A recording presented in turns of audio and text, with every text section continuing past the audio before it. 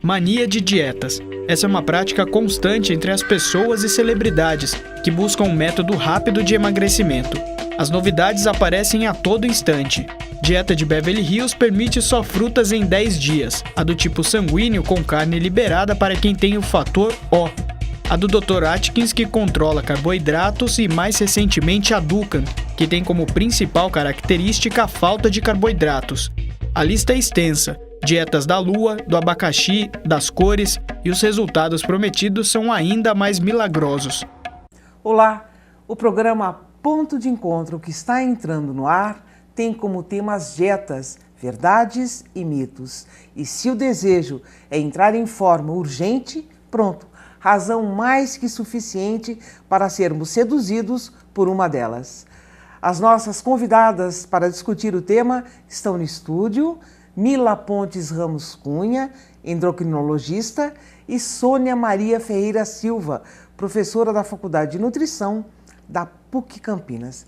Gostaria de agradecer a participação de vocês aqui, terem vindo até aqui para discutir o tema. E as dietas, na verdade, elas crescem na medida que cresce a circunferência da população mundial. Na verdade, todos nós estamos à procura de um milagre? Eu acho que sim. Acho que sim. Estamos todos, né? Acho que o ser humano... O mundo está gordo mesmo. O mundo está gordo. A obesidade é uma epidemia muito séria, um problema de saúde pública, né? No Brasil e no mundo. E vai chegando o verão, né? Onde a gente expõe mais o corpo, onde percebe que os quilinhos estão a mais, ou até casos de obesidade mesmo. E aí, é isso que você falou, né? Existe uma sedução para conseguir alguma coisa rápido e fácil. Mas na grande maioria, não vai dar muito certo. Professora, não há quem a gente não ache que já não tenha feito uma dieta maluca? Não, eu acho que todos fizeram e vão continuar fazendo. A mídia leiga, ela é um grande problema porque ela seduz. Nós temos assim revistas, programas, televisão, internet hoje seduzindo muito o público e seduzindo com ganhos muito rápidos. Só que o organismo ele é muito mais sábio que isso. Então ele também dá o troco em médio e longo prazo, né? E é um problema muito sério que eu acho que não só a ciência da nutrição, como a atividade física, como a área comportamental, tem que se unir para que haja realmente resultados assim mais concretos e duradouros. Tá. Mas não é fácil. Não é fácil mesmo, né? Essas dietas, algumas restritivas em carboidratos, dieta da melancia, do abacaxi, da lua, elas trazem mesmo problemas às pessoas? Quais os tipos de prejuízos? Eu acho que toda dieta extremamente restritiva vai trazer malefícios para a nossa saúde, né? Eu acho que o básico, as pessoas têm que saber que é a tal da pirâmide alimentar, que todo mundo está careca de saber, né? Com uma quantidade maior de carboidrato e aí diminuindo a quantidade de proteína, gordura e de carboidratos de absorção rápida lá em cima, quer dizer, doce, chocolate, farinha branca, o mínimo possível. Quando a gente escolhe só um alimento para se fazer uso para perda de peso, isso você está deixando de ingerir vitaminas, deixando de ingerir vários outros alimentos que são importantes para o seu dia a dia. Então você pode ter mais cansaço, você pode sobrecarregar o seu rim, sobrecarregar o seu fígado. Então isso não é saudável. Pode até perder peso e até acredito que perca mesmo e perde mesmo, mas às custas de uma saúde que está indo embora. Então tem que tomar cuidado. E por que tem tanta dieta? Isso. Porque nenhuma dessas funciona, porque senão não teria tantas dietas assim, né? E outra coisa, as pessoas têm que entender que isso tem um lado comercial muito grande, né? Que tem sempre alguém que está ganhando dinheiro às custas de vender essa ilusão, né? De vender que em uma semana só comendo fruta você vai perder 7 quilos. Né? Isso não tem cabimento, realmente. Eu até entendo a vontade do ser humano de querer essa coisa mais rápida. Mas, gente, é uma enganação. É uma ilusão, porque a prática de emagrecimento é muito mais séria do que isso, né?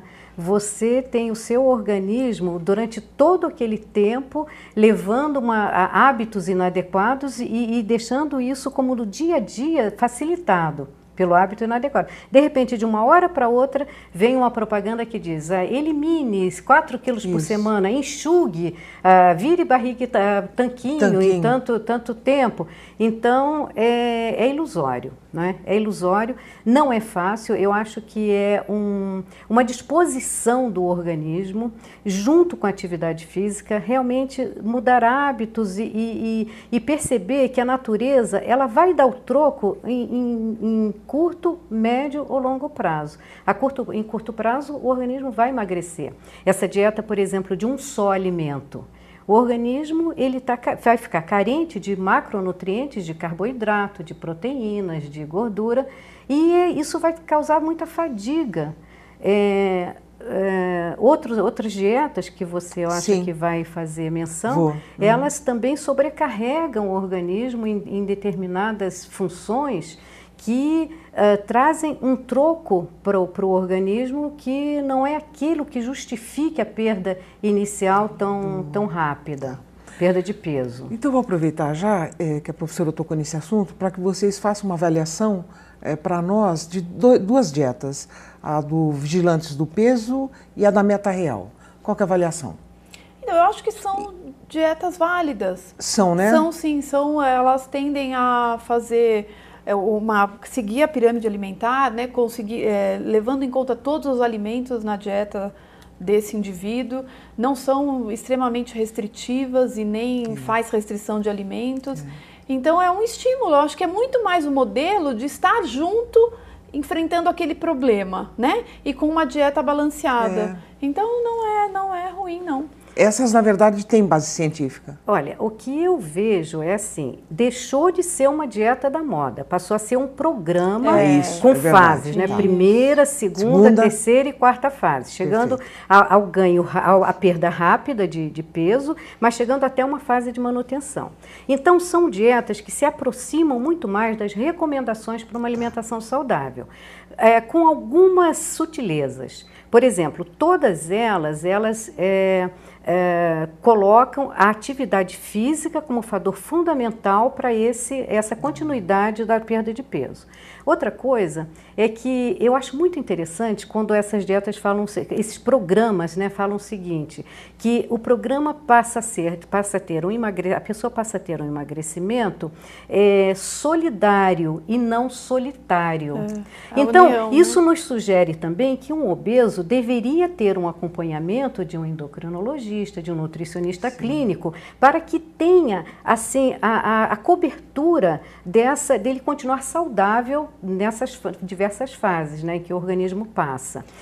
Outra coisa que eu acho é assim, uma dessas dietas, ela recomenda 3 únicas refeições ao dia. Isso a pessoa consegue levar por um tempo, mas não por todo o tempo, porque um período muito grande entre uma refeição e outra, quer dizer, esse pós-prandial, dependendo do ingesta, dos alimentos que a pessoa teve, ela vai sentir fome e ela vai ficar numa ansiedade esperando aquele controle de horas para poder realizar a próxima refeição.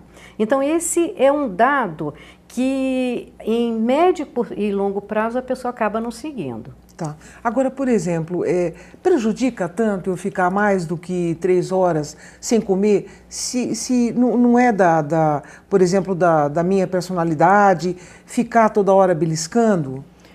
A minha opinião é a seguinte, eu não sou tão, acho que a gente não pode ser tão radical, cada um tem um estilo de vida que vive melhor. E condutas também pessoais. Agora, o seguinte, se essa pessoa está acima do peso, sim. Tá. Né? Se essa pessoa tem alguns problemas de saúde, é uma pessoa mais ansiosa, o jejum prolongado não é saudável. Tá? O que é o prolongado? Então, mais de 3 horas. Mais de 3 horas, um jejum prolongado. Isso que eu queria saber. Porque até o seu organismo entende que você não está bem, né? Que você, então, até o metabolismo dá uma abaixada. Então, quer dizer, o jejum prolongado não ajuda ninguém a perder peso. Isso está mais do que comprovado. É isso mesmo. Isso mesmo. E outra coisa é que existe uma produção de ácido do estômago esperando aquele alimento. Se ele chega em pequena proporção, por exemplo, uma fruta. Se as recomendações são que aumente as frutas, hortaliças e verduras, quer dizer, o lado vegetal hoje está muito privilegiado na alimentação saudável. Então, se esse indivíduo consumir uma fruta entre uma refeição a outra, entre uma e outra, ele já não vai ter aquela fome absurda, aquela procura insana pelo alimento quando ele tiver a próxima refeição maior. Esse é um segredo. Porque a recomendação da alimentação saudável seriam 3 grandes refeições, que seria o de jejum, o almoço e o jantar, e 2 lanches intermediários, podendo até ter um último, que seria uma ceia antes de dormir, uma coisa, um lanchinho rápido, uma bolacha, um chá, alguma coisa, mas que desse ao organismo aquela sensação de plenitude, de satisfação. Uma satisfação que vai continuamente ao longo do dia. Uhum. Quer dizer, a pessoa não sente fome. Então, essa é uma recomendação saudável. Saudável, né? Por exemplo, uma pessoa que está numa situação de obesidade já grave, ela adotar uma dessas dietas, não sei se é razoável, para ela ter algum tipo de emagrecimento e, de alguma forma, ela ter um incentivo. Então, assim... É válido, não? Eu acho não. Essas dietas milagrosas, não. Não, não. Eu acho que até os jovens, né, com o peso normal, que quer perder 2 quilinhos, não que eu recomende, pelo amor de Deus, mas é menos danoso. Acho que a obesidade, eu acho que o importante é saber que é uma doença, gente. Uma doença como qualquer outra. E uma doença grave, sim, né, com repercussões no organismo inteiro. Repercussões no coração, repercussões nos vasos sanguíneos. Então, esse indivíduo tem uma chance muito grande de ter doenças sérias, como o infarto, como o acidente vascular cerebral. Então, isso é muito importante ter em mente. Então, esse paciente, esse indivíduo, tem sim que procurar ajuda médica, aí ajuda com o profissional da nutrição, ajuda, né, tem que ter vários acompanhamentos, saber como é que está esse coração desse indivíduo para submetê-lo ao exercício físico. Então não é só acordar e falar, hoje eu vou começar. E pegar uma dieta dessas malucas e começar a andar que nem louco ou ir fazer exercício físico, porque pode ter algumas sequelas importantes. Então não é para fazer nada de maluquice, principalmente o paciente obeso. Então eu vou pedir licença, já que a gente está falando de maluquice, né? Para a gente acompanhar agora a história da Silvia, que fez uma dieta maluca e foi parar no hospital. A reportagem é do Alessandro Azevedo. Vamos lá? Com problemas de hipertensão e colesterol alto, a Silvia decidiu mudar radicalmente o estilo de vida e adotar hábitos saudáveis. Os doces, salgadinhos e o excesso de sal foram substituídos pelas frutas, verduras e legumes. Tudo na medida certa. O começo foi muito difícil, porque você está acostumada com carne, com gordura, aí você vai com legumes e salada, demorou um pouco, mas pela necessidade que meu corpo pedia, então eu acabei me adaptando, mas foi um pouco difícil no começo. Além de aprender a se alimentar melhor, a Silvia decidiu ter a própria hortinha em casa e trocou o sal comum por outro feito à base de ervas. Eu aprendi a fazer uma hortinha com temperinhos naturais, alecrim, cebolinha, salsinhas, e eu cultivo essa hortinha em casa. E para se manter na linha e seguir firme na dieta, a Silvia adotou uma estratégia. Ela prepara o próprio almoço em casa e traz para o trabalho. A gente come com os olhos, né? A gente come com os olhos. Então agora eu prefiro trazer de casa, fazer tudo, seguir corretamente as instruções que a nutricionista deu. Fica mais fácil, mais barato e muito mais saudável. Vaidosa, Silvia conta que já se aventurou em uma dieta extremamente restritiva para perder os quilinhos a mais. Eu estava me sentindo inteiramente gorda, né? Daí eu decidi fazer um regime por conta própria. Eu simplesmente parei de comer. Eu comia uma refeição por dia, eu só almoçava, ou seja, eu almoçava hoje às 12 horas, saia almoçando no dia seguinte às 12 horas do outro dia. Resultado, adoeci, fui parar no hospital, muito ruim. Dieta maluca nunca mais. Nunca mais. Tem que comer bem, comida balanceada, com todos os nutrientes, muitos legumes e muita verdura, isso é muito importante.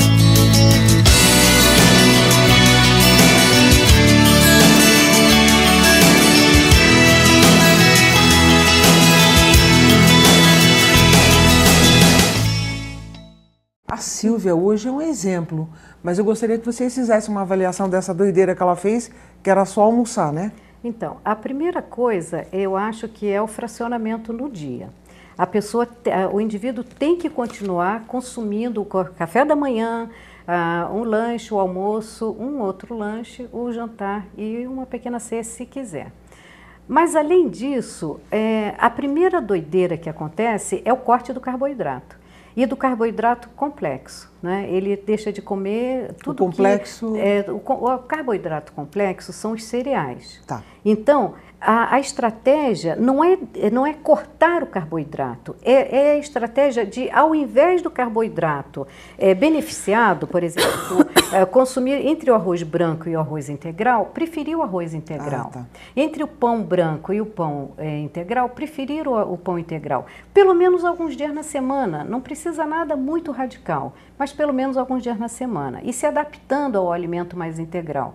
Porque o carboidrato é que vai dar energia, que vai fornecer energia para o gasto que aquela pessoa vai ter durante o dia. Senão vai trazer fadiga, a própria proteína e as gorduras vão fazer o papel energético, que não é o papel do carboidrato, ela se transforma em energia de uma maneira muito mais facilitada pelo organismo. Então a primeira doideira é essa. A segunda, dietas na moda, as pessoas às vezes cortam completamente a gordura. Também a ciência da nutrição está mostrando que a gordura hoje evoluiu muito o estudo sobre os óleos vegetais, principalmente, trazendo muitos benefícios para o organismo. A pessoa não pode cortar.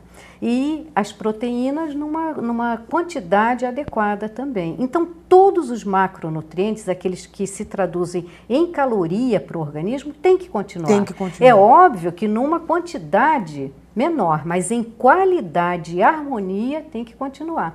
Vamos ver, por exemplo, em termos de caloria. Uma dieta de 1.200 calorias, ela é uma dieta de emagrecimento. Se for abaixo de 800 calorias, por exemplo, já traz grandes danos para o organismo. Adaptação a frutas, legumes e verduras é uma estratégia de saciedade. Por quê? Porque esse alimento, ele tem fibras solúveis e fibras insolúveis. Fibra insolúvel é aquela que varre o organismo, estimulando o metabolismo e a saída do bolo fecal. A fibra solúvel, as duas são fibras alimentares que se traduzem em ativar o que nós chamamos de peristaltismo intestinal, que é o metabolismo do alimento. A fibra solúvel são as polpas das frutas, bananas, cereais, alguns cereais, amidos resistentes, que vão se transformando. Aveia, por exemplo, banana com aveia é um excelente alimento, né? Eles vão se transformando num gel, numa esponja junto com a água e vão levando lentamente o alimento sendo nesse metabolismo. Então a água aí também entra como um ponto muito importante. Tá. Né? Não tinha como a Silvia não ir parar no hospital mesmo, nessa situação que ela propôs para ela mesma. Tudo bem que ela tomou juízo agora, mas... Isso que acaba acontecendo, né? Porque o paciente, o indivíduo faz uma restrição calórica muito grande e falta energia, né? E sem energia ele cai. E quantas vezes, né? Principalmente adolescente, né? Se vê fazer essas dietas malucas na escola desmaia.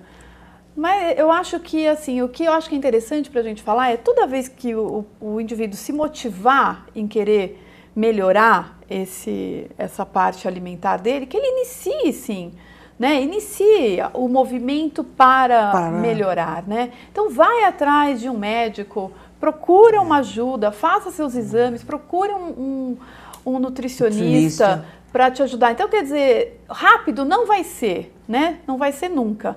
Mas dê o primeiro passo. Nós não estamos falando aqui para não fazer. Entendi, mas dê o primeiro passo, tome atitude. Que o mais simples não vai dar certo. Tá certo. Vai adoecer. Uma outra coisa, eu não sei se eu estou sendo agora assim, estaria correto essa minha pergunta, mas, por exemplo, um programa de emagrecimento, o que é o normal e saudável? A pessoa emagrecer 1 quilo por mês? Então, isso depende da quantidade de quilos a mais, né? Do grau de obesidade desse indivíduo. Então, quanto maior o peso, mais fácil ele tem para perder uma quantidade grande de peso. Mas a gente sempre fala que não tenha pressa, tá? Apesar de ser uma motivação emocional, o paciente em um mês perder 10, 12 quilos, é uma motivação, 4, lógico. Mas assim, a gente sabe que ter uma manutenção de perda de peso contínua, ela é mais sustentável, ou seja, o paciente vai conseguir manter-se com o peso adequado com mais facilidade. Então, acho que 3 quilos por semana, 2 quilos por semana. A ciência fala muito em meio quilo a 1 quilo por semana. Essa seria uma prática para a vida inteira.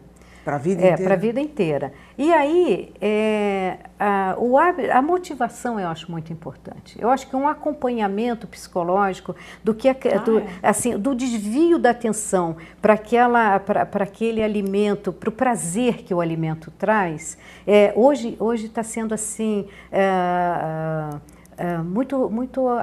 o pessoal está estado muito atento para isso numa dieta ou no encaminhamento ou num programa, né? Eu acho que assim, o que é interessante falar as pessoas querem perder peso, mas não querem ter uma restrição de uma boa... Não quer. Mas como é que eu vou ficar sem aquele macarrão instantâneo? Pois é, Sim. Aí precisa... Como é que eu vou ficar sem a torta... O bife à parmegiana? O bife à parmegiana. Então, quer dizer, não tem muito jeito. Mas existem estratégias culinárias, gastronômicas, de um encontro maior com o alimento. Mas Por não exemplo, vai ter o mesmo sabor. Isso não que vai. o indivíduo tem que saber. Vai ter, ele vai ter que aprender a ter prazer também com esses outros. Ele vai ter que ter motivação para abrir as portas do possível, para que aquele alimento seja também... passe a ser prazeroso. Ele passe a ser prazeroso, ele seja bem aceito. Não é? Difícil, né? Porque, olha só, uma lasanha, por exemplo, uma lasanha feita hoje de abobrinha e de berinjela, por exemplo, ela começou a ser bem aceita por quê? Porque virou moda. É verdade. Ela virou moda. Então, o status deu a essa preparação uma aceitação. Quer dizer, então, se o viés é o status, vamos colocar esse alimento dentro da nossa casa prazerosamente. Por exemplo, o suco pela manhã com verdes, por exemplo, suco de clorofila, por exemplo, folha de couve, ramos de salsa. Por que não ter um vasinho com couve plantada, com um pé de salsinha, sem agrotóxico nenhum? Olha o prazer que isso dá de você tirar uma folhinha e colocar no seu suco ou na sua vitamina todo dia. Então você vai criando estratégias de encontro aos possíveis de um alimento mais saudável. Quer dizer, esse é o encontro que fica para a vida toda. Que fica para a vida toda. E aí eu acho que nós devemos fazer isso com as nossas crianças para que elas tenham um encontro maior com a natureza, porque a natureza dá o troco. Nós estamos vendo isso em nível ambiental, né? E o nosso as corpo grandes aí já tá... tragédias que o mundo está trazendo, e o corpo é a mesma coisa, quer dizer, a fisiologia do organismo, ela vai apresentando disfunções ao longo das décadas, principalmente no meio urbano, que nós temos que refletir sobre isso. E não adianta um endocrinologista, um nutricionista clínico dar um pacote pronto do que ele tem certeza de que aquilo é bom para o paciente, se ele não aceitar, se ele não comprar aquele pacote. Ele tem que aceitar aquilo e introduzir aquilo de alguma maneira no seu cotidiano. Não é fácil. Se nós dissermos que isso é assim, que tem que ser assim, não. Isso não é tão tranquilo como parece. Olha, a gente está com pouco tempo, mas eu gostaria de finalizar esse programa com vocês com algumas questões. Não existe milagre, certo? E controlar o peso de forma equilibrada e saudável é para a vida toda. É isso mesmo? Para a gente poder concluir esse programa, vocês duas. Eu acho que a grande questão da obesidade como saúde pública é a prevenção. Né? Então, prevenção. Previne. Não chega lá. Se vê o filho que está aumentando peso, criança não pode ter barriga, então já vai atrás do pediatra, insiste, né? Tenha uma alimentação saudável dentro da sua casa, o adulto é responsável por essa criança, Porque a obesidade instalada, ela é muito difícil de combater. Tá? Por isso que tem todos esses aspectos. Então, se eu puder deixar uma orientação, acho que é essa. É essa. Olhe principalmente para as crianças, não deixe essas crianças ganharem peso, porque com certeza, se obesas, serão adultos obesos. Obesos. E é um problema que vai carregar para o resto da vida. Para o resto da vida. Eu acho que tem 2 pontos que não foram citados, extremamente importantes, que é o do sal, adicionado tanto em produtos industrializados, que cada vez mais ganha assim, um consumo no meio urbano, e a água. A partir dos 40 anos, a pessoa tem menos sede, e isso também é um grande problema. Ela pode estar assim,